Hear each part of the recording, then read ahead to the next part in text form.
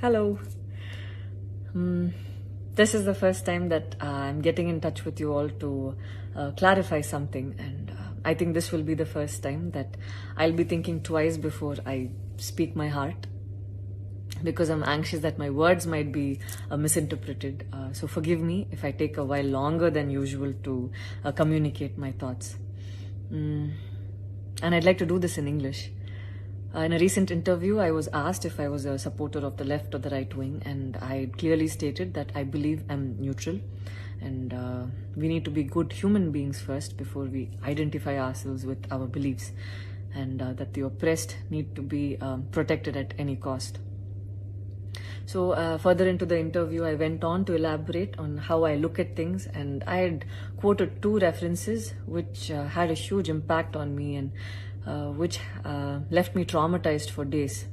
In fact, after I watched the film The Kashmir Files, I had the opportunity to speak with the director, and this was 3 months ago. I remember telling him that I was disturbed seeing the plight of the people at that time, and being someone that I am, I would never belittle tragedy like the genocide and the generations of people who are still affected by it. Having said that, I can never come to terms with the mob lynching incident that had taken place during our COVID times, because I remember seeing that video and being shaken for days. I believe that violence in any form is wrong, and violence in the name of any religion is a huge sin. So this is all that I this is all that I intended to say, and that's all. But it was very disturbing to see that many people online justified the mob lynching incident, and I don't think any of us have the right to take another person's life. Being a medical graduate, I believe that all lives are equal and all lives are important. And I hope a day doesn't come when a child is born and he or she is scared of his or her identity. And I pray that we're not heading towards that, at least.